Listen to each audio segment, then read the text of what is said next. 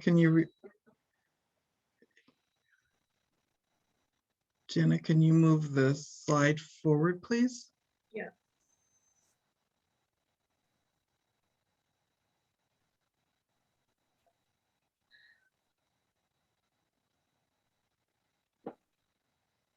Okay, so we are today going to talk about going live with CASAS online. I'd like to introduce to you Jenna Weyer. She's going to be one of our presenters. Jenna, can you tell us a little bit about yourself? Yes, as Marty said, my name is Jenna Weyer. I'm the administrative assistant for the Southwest ABE Marshall region. I do intake for students and help with a little bit of everything here and around. So I'm excited to get started for today. Thank you. And Jenna is the data manager for Southwest ABE. So she's been working a lot with CASAS, computer-based testing. And I'm Marty Olson. I'm the program manager also in Southwest ABE. I work out of Worthington in the southern portion of the consortium. And I also manage the assessment training grant for training for CASAS and TABE. So today we're going to focus basically on the process of implementing CASAS computer-based testing. We're going to talk about doing it in person. I know many people are interested in doing this remotely as well, but our recommendation is that you first learn to do it well in person, and then you can go towards the online possibilities.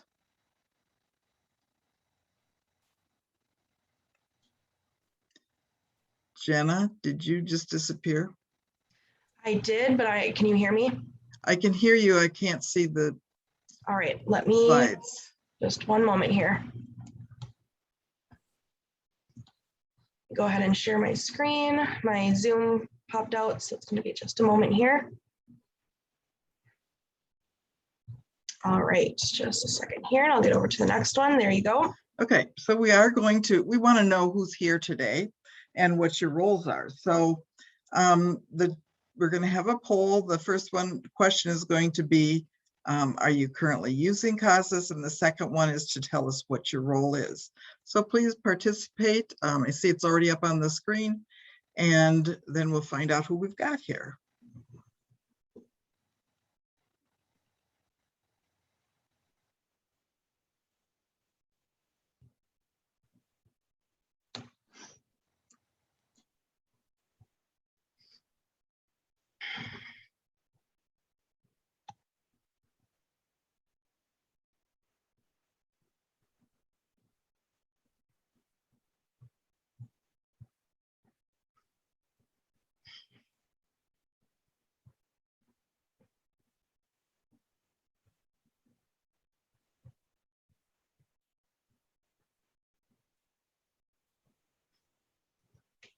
Still have a few that are letting us know, but so far it's pretty interesting.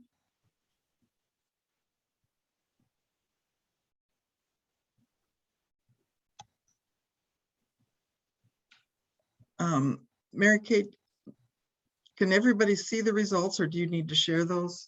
I think when I end it, we can see we have about 76% have participated. Should I end now? I think so. Okay. A few more just popped in, so. Oh, okay, yeah, they were. But I think it gives us, 30 of, 76. So what was interesting to me is I thought more people maybe had already implemented, but no. 77% of you that are here have not yet started using CASAS e-test. So this could just be a good introduction to what you need to do to get started. So that sounds good. And then the roles do vary. It's kind of a little bit of everything as I look at this. And some of you are just not sure yet what your role is going to be, or some other role. So thank you. Mary Kate, you can get rid of that. Do I have to close mine? Yeah, probably do.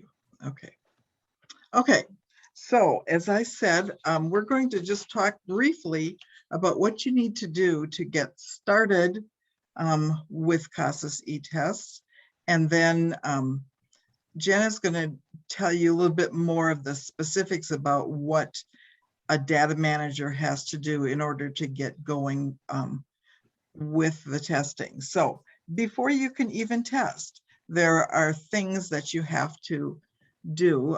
There's a going live checklist on the CASAS website, and you just follow that right down, step 1 through 10, I believe. So first of all, you need to confirm the system requirements. There are 2 parts to CASAS Online, and the first is the e-test, and that's what your students take, is that test. So you need to make sure that that's going to work on whatever you are using. And you'll see here that you can use laptops, desktops with Windows 10, Chromebooks, and iPads. So there are many options as far as what you can use to administer the tests. Next slide, please. You need to know that there's a database built into CASAS Online. And that's the accountability software. It allows you to run reports, to find out more about what your students' results are. And you can even compare students within a class so that you know what sort of things your students may need to work on. Again, you need to check your system requirements for that. And thirdly, still part of step 1 is that you need, next slide, please. You need to make sure that you are friends with your tech department. You need to make sure that you have checked in with them. Many of us have tech departments that are very particular about what we can put on our computers. So work with your tech department to make sure, if you're going to use Chromebooks, there's specific instructions how to install this on Chromebooks. Same thing with iPads. Or if you're a Mac consortium, then you may need to do some special things so that you can use this on your Macs. Okay, once you've gotten all the system requirements confirmed, next slide, please. You need to make sure you've completed your training. These are all things that are required before you can implement CASAS e-tests. So you need to do these online at casas.org, or you can go directly to training.casas.org. Module 1 is just basics, implementation basics of CASAS. Module 2 is the specifics of using e-tests. And then you have to complete a new agency online implementation agreement. That's some questions you have to go through, and you need to complete that form and file it with CASAS. And then your coordinator needs to complete a certification, and your proctor needs to complete a certification. So next slide, please. All of these things need to be done and filed, some with CASAS and some just with your own agency. You need to have a main point of contact. Some of you said that's who you were. Generally, it might be the program director, the program manager, who would be the main point of contact. But remember, if that person leaves, you need to assign a new person, because all of the correspondence is going to go through that main person. So you could be missing some emails if you forget to assign a new main point of contact. The main point of contact will identify that data manager. That is that person, as I said, the Jenna is our data manager, and that's the person who's very important in this process of getting everything set up and ready to go.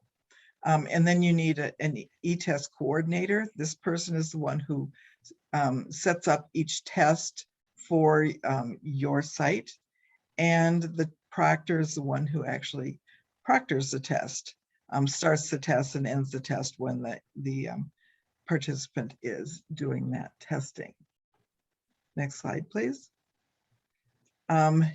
Step 3 is to order your e-tests, and you'll see here there's various prices for either the basic or the enhanced.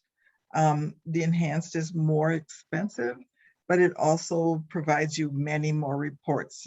You see that list of reports in the red, that's the basics, and then all of those are included as well as the additional reports there in the blue. So for the extra cost per test, you do get many more reports. The state purchased some computer-based test administrations, and we purchased the enhanced package. So if you get them directly from the state, those are the test administrations that you will be receiving. Next slide, please. So once you have ordered, you need to make sure to contact CASAS and ask them to set up your account.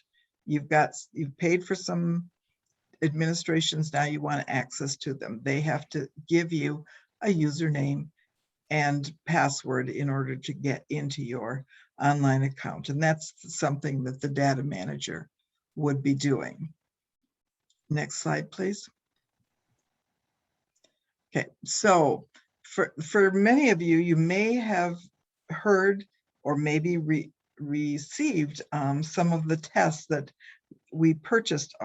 Actually, it was a year ago, we purchased many of these computer-based tests. And we still have a lot left.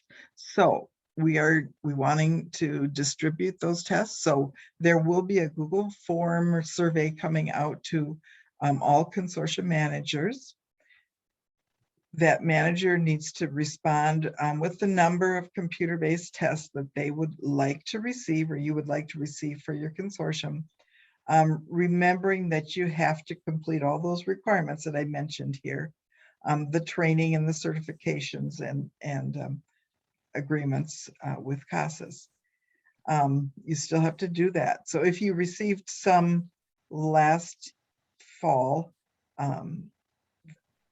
then we know that you did complete those. But if you're a new consortium or that you didn't receive some last time, but you would like to receive some now, that's okay, but you still have to complete all those requirements. And then the test administrations will be divided probably sometime mid-October. So if you are a consortium manager, please be looking for that email that will come out from the state. All right, Jenna, I think you are up. Great. Thank you, Marty. So once you have completed steps 1 through 4, the next step for you is to use the credentials that are provided by CASAS to connect to your e-testing account. So what you'll do is you will go to this website here. You can see it on the bottom left, but I am going to go into it just so that you can see live. And you can see that as well, Marty, is that correct? Yep, Yes. we can see. Yep. So once you go to this website, the very first time, you're going to go to the top left and you'll click Install TE Client. I myself am not going to click that right now just because it is already downloaded. But once you have clicked that, a pop-up will appear on the bottom left, and you will click that pop-up application, which will automatically download to your desktop. Once it's on your desktop, you will double-click on that, and you will be brought, I'm going to go back to the presentation here. You'll be brought to the login page, which is on the bottom right here. You'll enter the state site ID, your username, and password provided by CASAS. And once you're logged in, then you're going to go back to this e-testing online site. From there, instead of going on the left, you'll go to the top right and you'll click sign in. Now do keep in mind, the first time that you sign in, the system will ask you to reset your password, and that's just for security purposes. But this e-test site, this one on the left here, is actually the same site that a student will go to when they are taking a live test. And do keep in mind this step is required just like all of the other ones.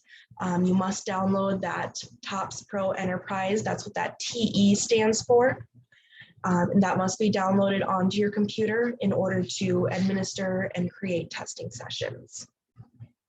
I do have paper and video instructions provided. I'm not going to go too in depth on those though, just because I already have a guess, but those are helpful if you get a little lost.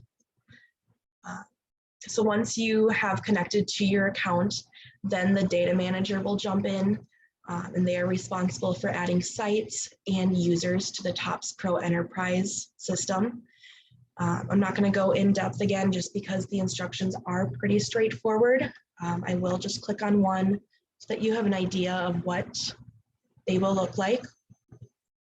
So again, you will see here, it's not only step-by-step instructions, but they do also have images to help you navigate so that you know what you're doing within that system.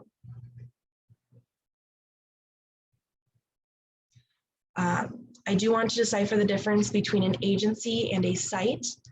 An agency is the organizational unit that's at the top of the Topz Pro Enterprise hierarchy, whereas a site represents physical locations or a group of locations that is within that agency. So for Southwest Minnesota, we have Southwest ABE as the agency, which I kind of like to think of as the headquarters, whereas the regional locations around us, which is Worthington, Montevideo, and Marshall, are considered the sites. This is just a specific example for our location, but for a different example could include multiple sites being within buildings within a campus-like setting, or even different locations within a town or city. And something to keep in mind for the data managers is that before you add users to the Topz Pro Enterprise, you must receive the certification from those users, whether that be the proctor or the coordinator.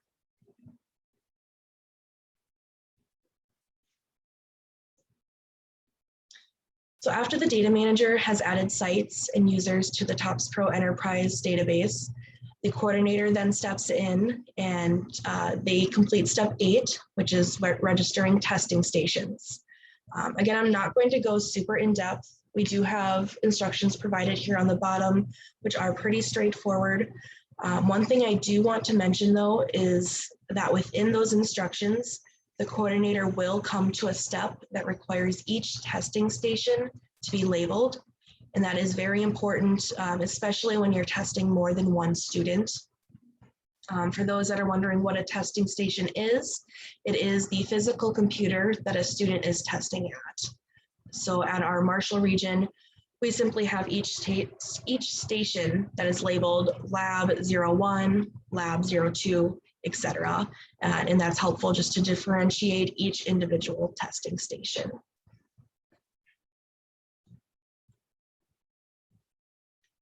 So from my experience, I found that replicating testing sessions, step 9, is the most tedious within the going live checklist. So before I jump into this step, I do want to start by explaining that a testing session is a template that's used to deliver the tests from the CASAS test series. So that would be the CASAS goals and the CASAS life and works. A useful feature within these testing sessions is the ability to administer a locator. So that is a short 10-question version of an appraisal, and it's actually embedded into the testing sessions and is used to identify the correct test to administer. I do find that the locator does save time by jumping straight into the appropriate test versus administering an appraisal and then manually identifying the appropriate test. And these locators are only available on CASAS e-testing, so it's not something that can be used in the paper format.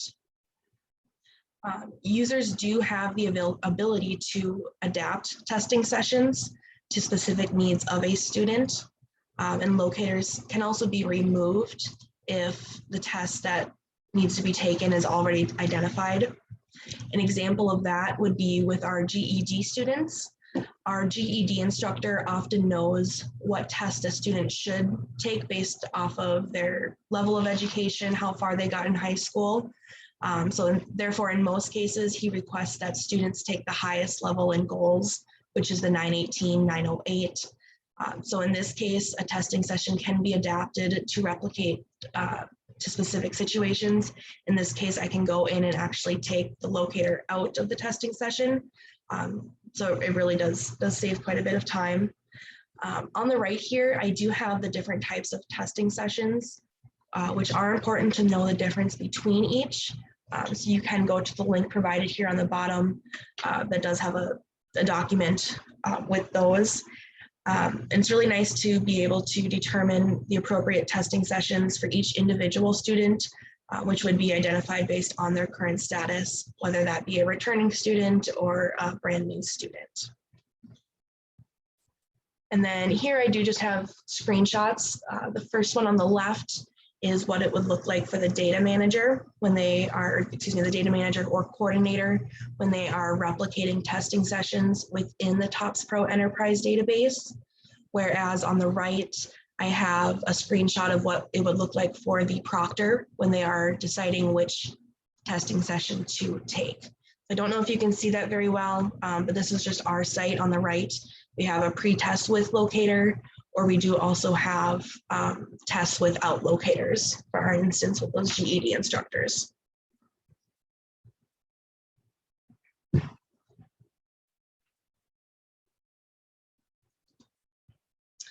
So once the testing sessions have been replicated, all users will need to participate in conducting a trial run. That would be step 10. And this is a requirement for all users so that they become comfortable with the process of administering tests, and it really is to their benefit. So it is important to use this link here, the free practice testing session that is provided in this slide. And it's useful because it saves testing credits for actual live students. So I will go into here just so you can see what it looks like.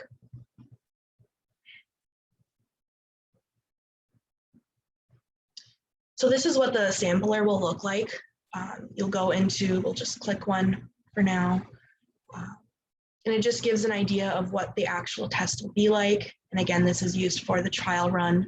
The website can also be used for students to practice the testing format prior to taking the actual test.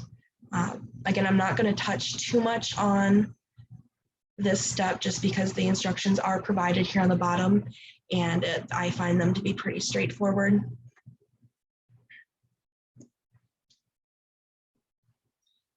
So finally, when you're done with step 10, you are ready to start testing live students. So congratulations.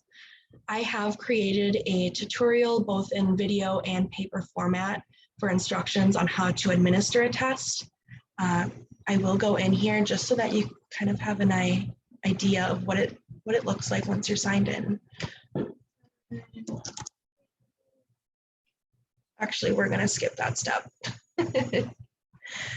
So if the student is nervous about taking a test on the computer or is not necessarily computer literate, it is a good idea to go through the practice test as discussed in the previous slide, just so that they learn how the testing format works and so that they can become more comfortable with that. I have also provided the CASAS instructions on the bottom left here. You can use those as well. I myself, through my personal experience, have found that they are at times a little misleading just when it comes to the navigational settings. So I did create this tutorial for training purposes for our staff, but it can be used by other regions just to gain a feel for what that process will look like.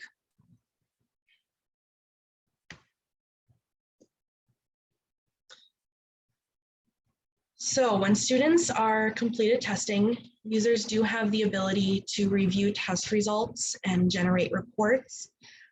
My tutorial in the previous slide, it does cover how to retrieve test results, but to generate reports, I would say it is a good idea to use the instructions here provided. Just because I haven't necessarily generated many reports myself, but I did think that it would be a good feature that would be useful for regions with higher student populations. Marty, do we have any questions yet at all? We have a few we've been answering. Oh, you have? Okay. Trying to, but if people have, I think all the questions have been asked answered. Okay. But if people have additional ones, oh, there's a question about, is Kathy Grady, is it the question mark thing that you're, Yeah, that, can you hear me? yes. Okay, good. Yeah, I just find that, that whole online system really difficult, and it's probably just because I haven't really done it yet, but yeah, the question mark after the lab just makes it look messy, and I don't know if you even have to deal with that very much, but, I don't know. No, that's a great question. You can actually go in and edit the name. We haven't, in this screenshot provided, it in that specific region, it hadn't been edited by that coordinator or proctor, but you do have the ability, all users do, to edit that name so that you can have it titled however you would like. Oh, good. Thank you. Yes. Was there anything else, Marty, at all? There was a question about remote testing.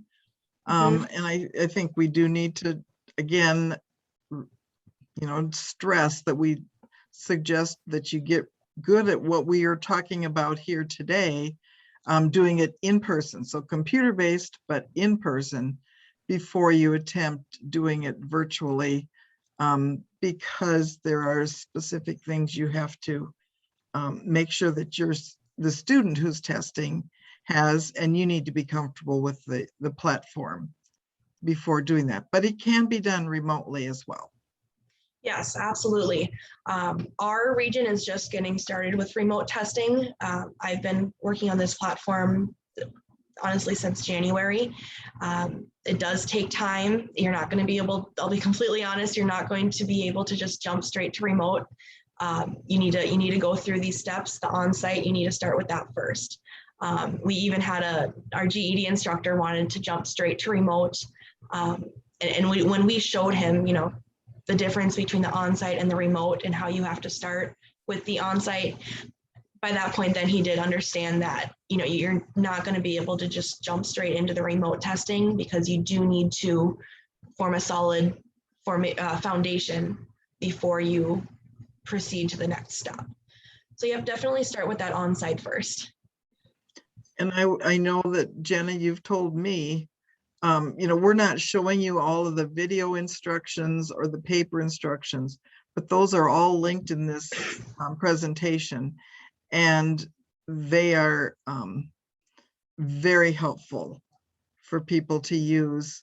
Jenna said she couldn't have done it without going in and watching the videos and reading through the paper instructions. So she spent a lot of time practicing before she actually did any of the real, so to speak, real testing.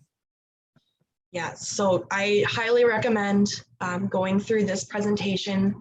We do also, or with the links, we do also have a document with the links that are provided in this presentation in that separate document. So I would highly suggest using those. I don't know, I don't think I would have been able to learn what I did without those instructions. So again, just take it step by step. It's going to be very overwhelming at first. But if you start just going step by step, baby steps, you will get there, I promise. I put the link to that document with all the links in the chat. You're asking me to, or you did? Nope, I did it. Oh, you did. Thank you. All right. And that does lead me on to the next step here. Again, a lot of what I've learned with the CASAS testing was generated through trial and error. So you really do, it takes time. It really does. It takes persistence. And when you get frustrated, you just got to dive back into it and believe that you will get there. It just takes that time and effort. The most important advice that I could give would be to subscribe to the CASAS webpage within YouTube. They have their own subscription page, and it is kind of useful because I found if there's a specific question I have, I'll just type in a few keywords, and there's usually a video that'll show you step-by-step directions. So definitely subscribe to that CASAS subscription on YouTube. That was a lifesaver, absolute lifesaver. And the videos are completely free, and it will save you a lot of time and frustration. I do also recommend starting with just one student testing at a time. It will eliminate potential for unnecessary stress. I found that if you do have multiple students testing at once, it's going to be chaotic. So definitely start with one student at a time, especially when you begin. And as you grow more confident, then you can slowly add more students if you have the opportunity to do so. I do also stress the importance of understanding the difference between a new and a returning student and the testing sessions that you administer for those two different types. I feel that there's no reason to treat a returning student as a new student if they already have updated information in SID. And again, there are specific testing sessions for each specific scenario with that.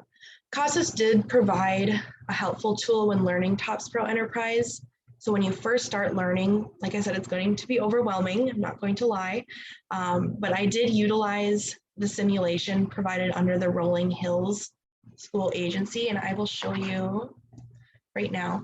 When you go to the Topz Pro Enterprise login page, you see it says global.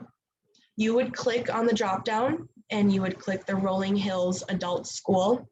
And what it is, it's a simulation, it's its own agency, and it's useful because you can navigate through, it's kind of like a mock system. I found it useful because it's already loaded with data. I found that when I tried to navigate and learn the gist of the program, it was hard to do for my specific program just because information was not added yet. And so you're basically trying to learn off of a blank page, which did not go very well. So definitely use that Rolling Hills Adult School simulation because it's already loaded with users, sites, students, classes. So it kind of gives you an idea of what a fully loaded system will look like and what yours will look like once everything is fully running. So with that, do we have any other questions?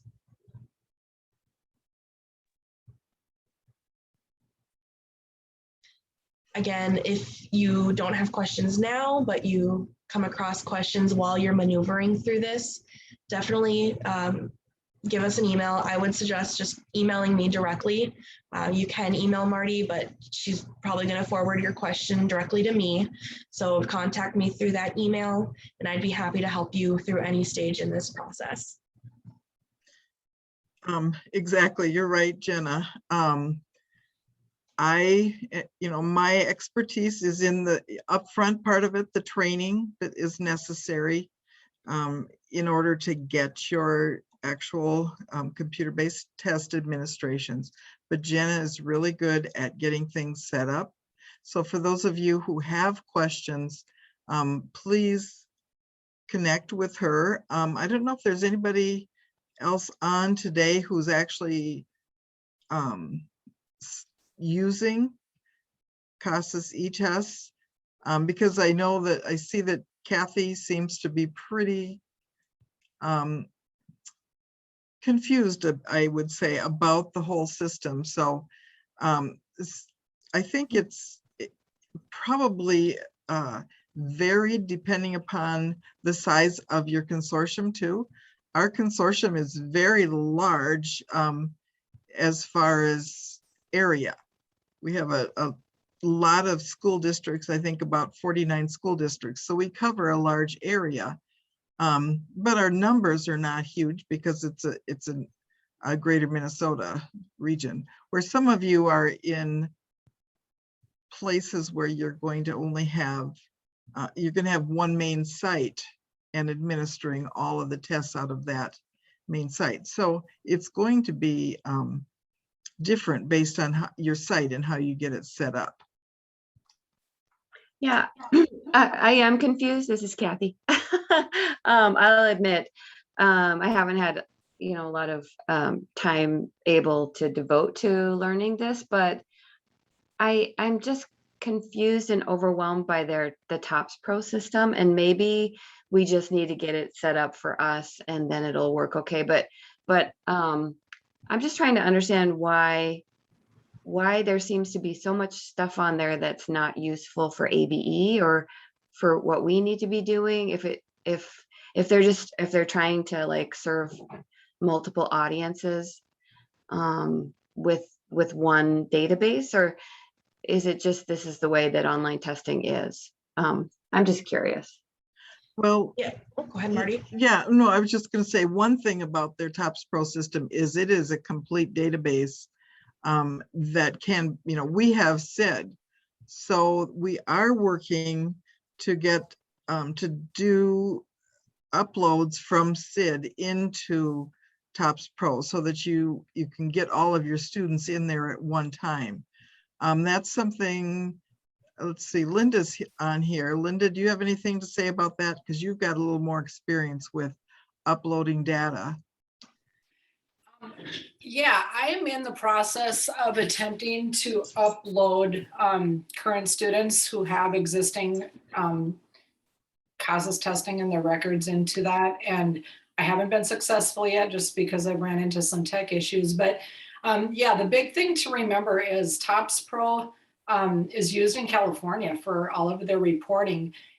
We are not required to have all of the same data that entered into that system because we have SID. So there are limited data elements that do need to be embedded when you're creating a student record. But I think that's kind of a big thing that we need to remember too. But it's a very robust system. We're just going to say that there's a lot of requirements to get trained, but it's a good system once you understand how to navigate through it and create the test sessions and create student records. So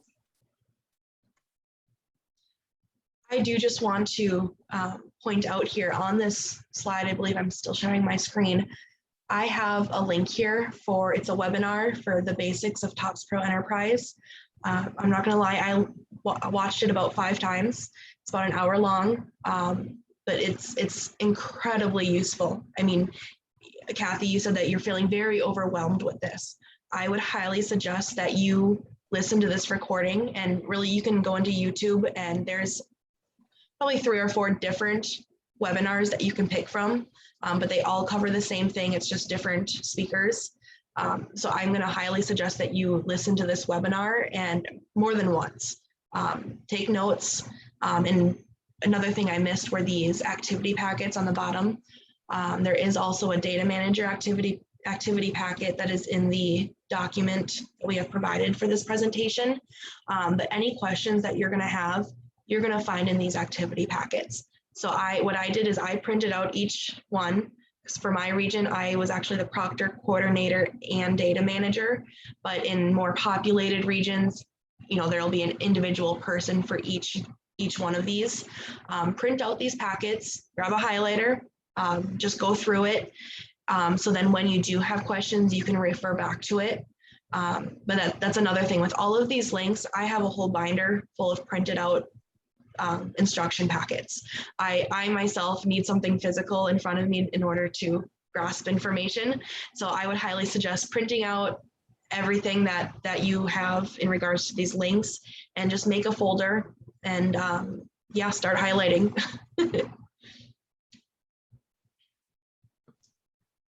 Did we have any other questions? There was a question about a link from Jen Hennis. I'm not sure which link you wanted, Jen, but Mary Kate, could you put the link to all the documents? Maybe that's it. Is that it? That's the YouTube one. I put the link. That's what Jen said they wanted. So I put that in there. I can put the other packet activities in here too. Okay. So Those links. That's the Topz Pro one, and then the one with the document has all of this on it, as well as the link to this presentation. All of those links are live.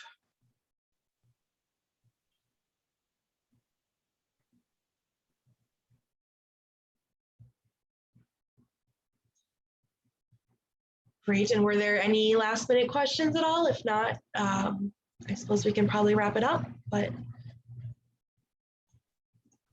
Again, if you do have any questions, there's my email. I'd be happy to help with any